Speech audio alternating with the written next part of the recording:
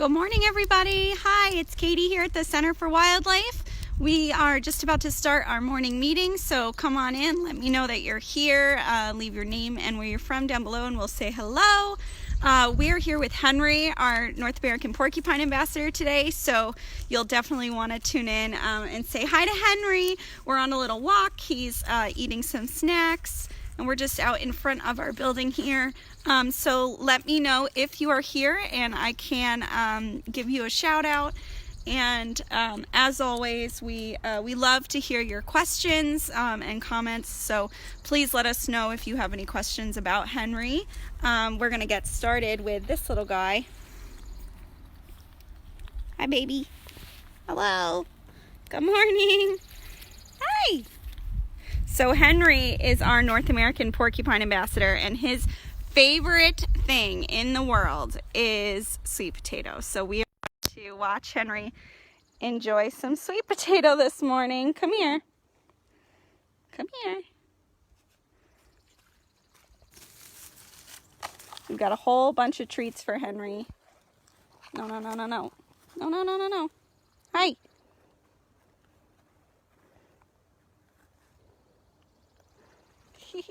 There you go. Good morning. Henry came to us about 5 years ago at this point, which is a little nutty to think about how long ago that was. But he was brought to us as a baby. We call baby porcupines porcupets. And he was brought to us because a member of the public had found him at the base of a tree and thought that he was orphaned. This happens fairly frequently with porcupines because they're very tiny when they're first born. People think they're defenseless, and then they don't see mom anywhere. Usually, mom is up in a tree eating some leaves or sleeping during the day, and they actually don't spend too much time supervising their babies or defending their babies because they want them to learn how to use all of these beautiful quills that Henry has, which they are born with. So they want them to learn to defend themselves. They really don't make a big fuss like a lot of other parents will. So someone thought that Henry was a poor little orphan, but he was most likely not, and took him in, took care of him for about 6 weeks, and unfortunately that made him tame, so that made him non-releasable. This happens a lot. We call it inappropriate human possession, where people will have an animal in their care that they really should get to a rehabilitator, but they have not in a good amount of time, so that animal becomes tame. I see that we have some folks tuning in. Hello, good morning. Hi, Caitlin and Rob. We miss you guys so much. Hi, Luke and Liam. Hello, Henry. Hi, Kim. Good morning, Abby and Nana. Hi, Uncle David. Good morning. Good morning, everybody. Yeah, let me know if you're here. Leave a comment below where you're from, and we'll say hi. Good morning, Shannon. Good morning, Janet from Nottingham. Hello. Hi, Henry. So Henry is in his happy place right now. This is his favorite thing in the world, is just sitting and munching on sweet potato in the sun. You can see his eyes are closed. He's so happy. Hi, Sue. Good morning. Hi, Henry. You can also see Henry's long fingernails. Those are not to scratch or hurt anybody, and they're not overgrown. His fingernails are actually that long so that he can climb really, really well. Porcupines are what we call arboreal. That means that they spend most of their time living in trees, and they are excellent, excellent climbers. So they are going to, hi, Emmy. They are going to spend most of their time up in a tree. You can't sneak the treats. You have to wait. Here you go. Here's some apple. I know. They are going to climb very well. Those nails are very, very good at getting right into the grooves of tree bark and helping them to pull themselves up the tree. So they have very, very strong upper body strength. Hi, Karen. Good morning. Hi, Katie. Hello. Hello, Shannon. Good morning, everybody. I'm so glad that you guys are with us this morning. Henry is definitely one of our superstar ambassadors. They're all wonderful. He does a great job of representing porcupines who are very misunderstood. And the fact that he's so cute does go a long way to helping people appreciate these guys more. Sue asks, are they related to sloths in any way? No, they are actually in the rodent family. So they are in a different family of mammals than sloths. And when Henry comes up for air, I'll show you guys his teeth. He has the typical rodent teeth, the two orange incisors in the front that are really good at chewing and cracking up cracking tree bark and acorn shells, things like that. So he is in the rodent family. He's very closely related to a beaver or to other rodents like squirrels and mice and chipmunks and things. Hello, Amanda. Good morning. As always, everybody, there is a donate button on these Facebook Lives, and we greatly appreciate your donations. We are so excited to be able to connect with you guys in this way during this hard time. So definitely, if you can support us, we greatly appreciate it. So Henry here, good morning, Henry. When he is finished with this piece of apple, I'll show you guys with a piece of sweet potato what his teeth look like. If you guys can see those bright orange teeth. Come here, buddy. Come here. Hi. I don't know if you guys could see that, but he has these bright orange incisors that are really, really good at cracking open acorn shells, at chewing on tree bark. And I do have a couple acorns for him to eat in just a second. And these guys in the winter actually are really only relying on the bark of trees to get them through the winter. So they really rely on those orange teeth. Thank you so much, Misha, for donating. That is so, so sweet. All of the donations from you guys go directly to support the care of these ambassadors like Henry, as well as our patients. We have received quite a few babies in the last weekend or so. We're up to, I think, 18 baby squirrels now. Hi, bud. So he has an acorn now, and we can really see those incisors go to work. He's very, very good at cracking through the shell of that acorn. Look at that. Oh my goodness. Look at that. You're so good at that. Wow. So acorns are like peanuts. They are they have a very tough outer shell, but then inside is a nut. That is the little baby oak tree. And so when we talk about squirrels caching acorns, they're essentially planting them in the ground. But acorns actually serve as a food source for most wildlife that live in the forest. They are very, very good and nutritious. So a lot of our wildlife rely on acorns, including porcupines, as well as opossums and raccoons. Lots of animals need these guys, need these acorns.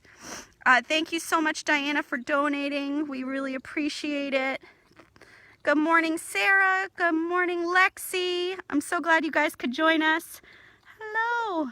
Oh, are you done? Yeah. See, the problem is he knows exactly where the food is coming from.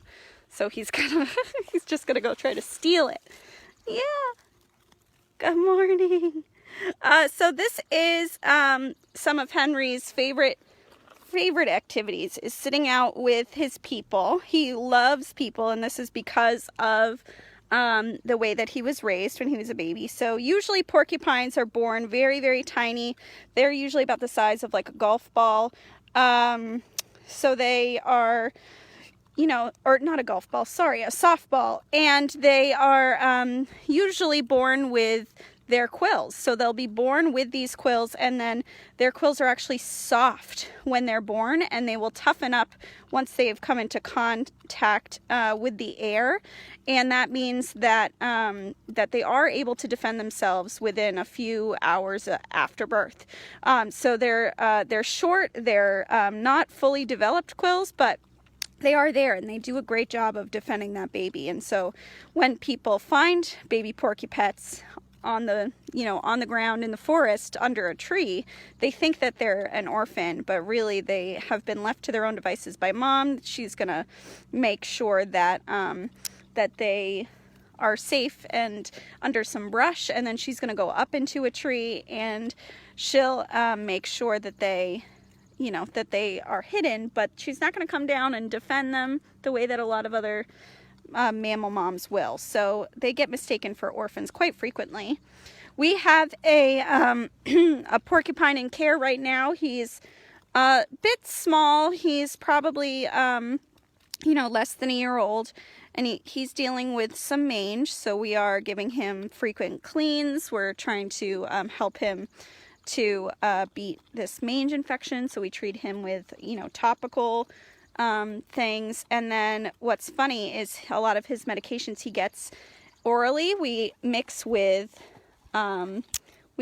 sweet potato baby food because he loves it. Sometimes we'll also mix medication with applesauce for these guys, but this guy didn't really love the applesauce, but he really loved sweet potato baby food. And so I went to the grocery store last night, was looking at the baby food, was looking at the ingredients in the baby food. It's just sweet potato and water. So I just bought some sweet potato and made sweet potato baby food for this little guy, and hopefully he likes it just as much as the canned stuff. Figured that would be an easy way for these guys to enjoy. But sweet potato is one of the sweetest vegetables out there. That's why our porcupines love them so much. They really like anything sugary that signals their brain that there's a lot of calories in there, that they're going to be able to pack on the fat with that sugar. So they are going to really gravitate towards anything sugary, anything fatty. These guys also do need a lot of salt in their diet. So salt does not really come from a lot of the foods that they're eating. You know, they are eating mostly plant materials, so leaves and bark and fruits and veggies and things like that. And so in the wintertime especially, they get very sodium deficient. And that is why we see a lot of porcupines gravitating to roads in the winter. They'll go to lick up the salt off the side of the road. They also are known to chew on the handle of tools that someone's been using, because the sweat from our hands contains quite a bit of salt, and it gets compacted. Look at those teeth. It gets compacted and all condensed on that tool handle. So they'll chew that tool to get at that salt. They'll also eat some plywoods. The solvents in plywoods sometimes contain sodium, so they really do need a lot of salt in the winter. Now the chow that we give Henry for on his platter and everything does contain sodium, so he is good, but a lot of wild porcupines need a lot of sodium. So I think after he's done with this acorn, we're gonna see him walk around a little bit, see him explore. He might stop and eat some of these plants that we're next to. He does love to go foraging. So these guys are pretty good wanderers. They'll wander around and really munch on anything that's appetizing to them. So we actually have a female porcupine that lives on the property at the center who comes around every night, and we find evidence of her all over the place and chew and poop. In the winter, she'll leave tracks around. She really does a loop of the whole place every night, and she'll stop and munch on things. And her and Henry love to send little messages with pee to each other, so Henry often will go around in the mornings and you know, mark his territory again with pee. These guys do like to leave little memos for each other, so it's kind of cute.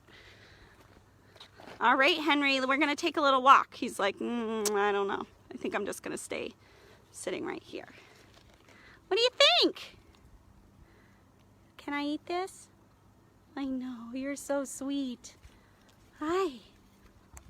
Hi, buddy. What are you doing? So I hope everybody's having a good Monday. Please let me know if you're here, and we can say hello. I love knowing that so many of my family are watching. That's so cool. Hi. What do you think, bud? I know. So, hi. You could tell Henry has a very large nose and not so large eyes, so we can kind of tell that he is going to use his nose primarily to get around at night. His nose is really great at picking up on scents from other animals, but they don't have the best vision. They can see okay, pretty decent, but not the best. And this is because for the most part they're not going to need to have wonderful vision. They're going to be able to sit in a tree, eat some leaves. If they hear anything, they do have great hearing. If they hear anything suspicious, they will you know, put their quills up and get into defense mode, but they really don't need to be able to, you know, see things. They're not hunting that well, so they see around them a little bit. Henry has a lot of quills that you can see on his head here, and they do continue all the way down his back. And Henry, because he is so sweet and because he's been with people his whole life, very rarely ever will flare those quills up. These quills are basically the same as our hair. They're just modified hair, but they're really thick and dense, and they have a tiny little barb at the end of them that actually helps them to stick into the skin of a predator that comes in to bite them. So a lot of people think that porcupines will shoot their quills, but this is actually not true. They will just raise them up, and it's kind of like when we get goosebumps. It's the same reaction. They get pulled up by the skin, and they show them off to predators. So and then that predator, I know it's a generator, not sponsored. Yeah, hi buddy. So those quills will raise up when he's scared, and then they will get stuck into the snout or paw of the predator that's going after that porcupine, and stick into their skin with a little barb, and then they'll get yanked out from the porcupine's end, and it doesn't actually feel too great for the porcupine. It feels just like when we lose a hair, so it doesn't necessarily hurt all that much, and it's certainly better than getting a bite. But can we leave this hose area? Thank you. Hi. So I saw a couple of questions about Henry. Henry, come here. Are you gonna pee? Yeah. So one of the questions I saw was how old he is. So Henry is about 5. Nice job. You got a piece of apple out of there. He's about 5. These guys are usually born in the spring, and we did get him in about the the summer of 2015. So he is about 5. He'll be turning 5 this spring.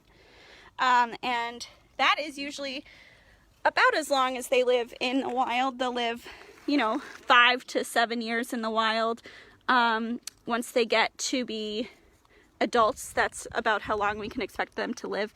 But in captivity, these guys have been known to live much, much longer. In fact, the hi buddy, the porcupine that lives at the Museum of Science, Cooper, just turned 32 years old. So we are hoping Henry has a nice long life like Cooper in captivity. They don't have to deal with parasites or predation or food, or worrying about not having enough food, so they can live a lot longer in captivity. We're very hopeful he'll be with us for a long, long time.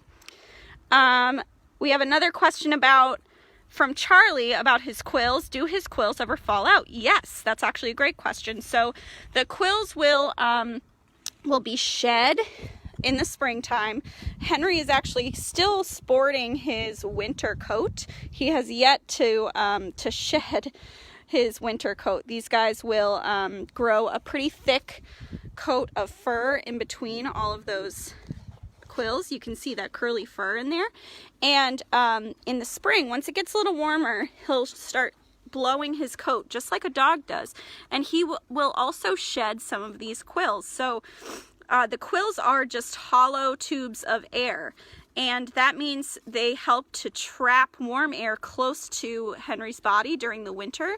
So all of the quills actually help to keep him warmer, and in the summer they would make him overheat. So he'll shed some of the quills to help cool off in the summertime, and you can actually see it's a pretty drastic shift between what you see now, which is a big fluffy little ball, and then when he sheds his fur and quills, he'll sleek down and look very, very sleek and shiny, and be very small compared to this. So a lot of what you're seeing here is just fur and quills. So I don't know if you guys can see this. And of course we don't want to be touching wild porcupines, but Henry and I have been working together a long time, and we're just showing you guys all of those quills there. So let's see some other questions. Hi Mary, hi Michelle, we miss you so much. Welcome. Good morning, Kesh. Kesh asks, would Henry be solitary in the wild? Yes. So porcupines for the most part are solitary creatures. They really only come together in the fall for mating.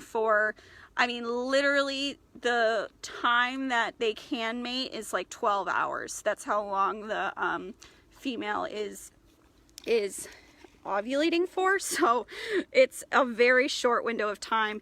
And then they will spend some time with their moms. So the porcupets usually will live with their mom for a good amount of time. So a mom and baby will live together. The females will spend about 6 months with their moms, and then the males will usually spend up to a year with their moms until mom kicks them out and they go off and get their own territory. But that's really the only time when you would see porcupines spending a lot of time together. They will sometimes share den space in the winter.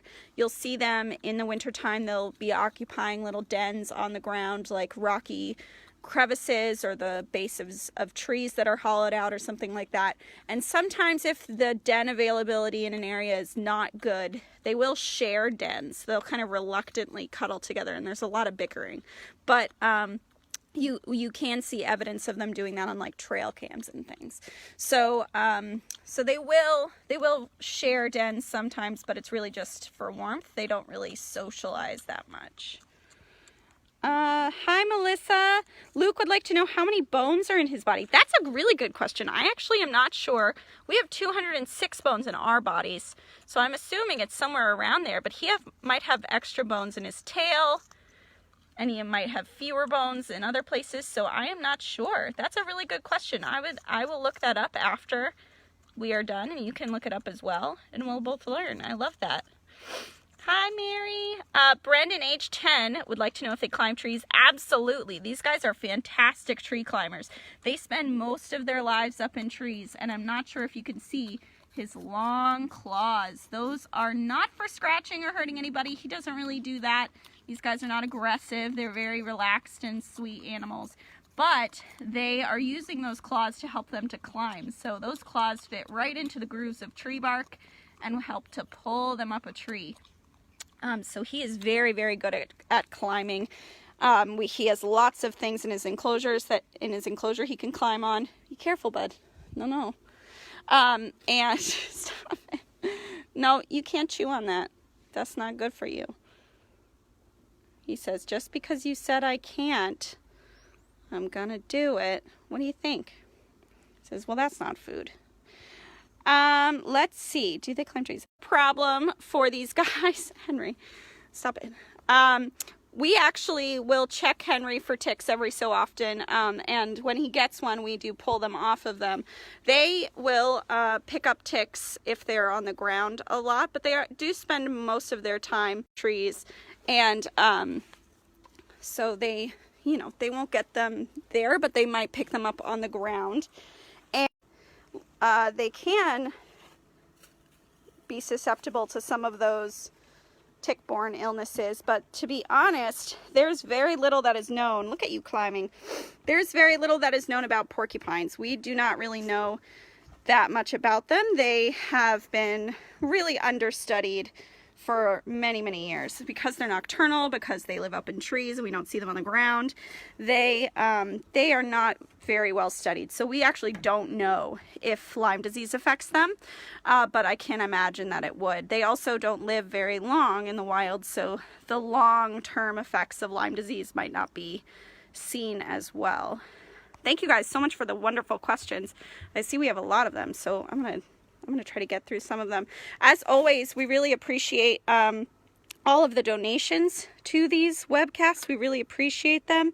There is a donate button that goes directly to our website, and all of those donations are being matched until Earth Day. So please donate, and your donation will count for double. So we're gonna go back down the stairs. Katie would like to know how you tell the difference between a male and a female porcupine. That's a really good question. So usually the females are smaller.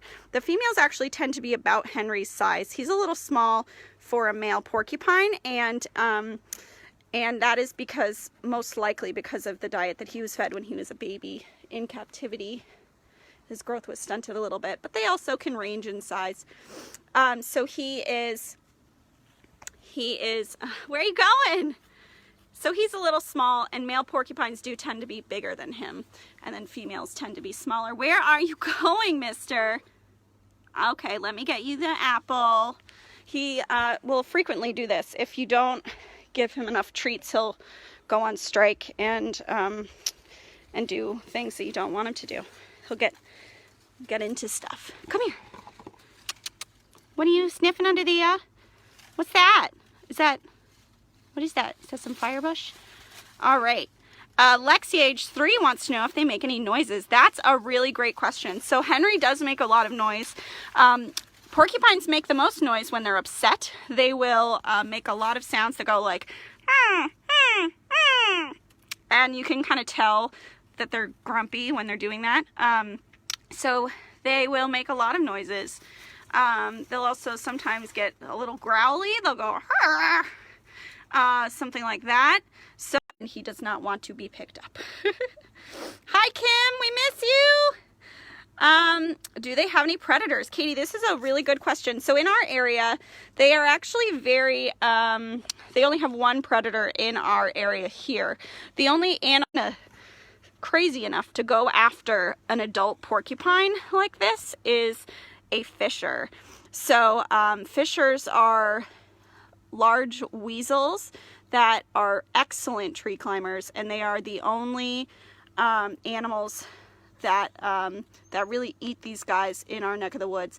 In areas where their ranges overlap, they also will be sometimes eaten by mountain lions. Mountain lions are very large and can kind of just bat them around.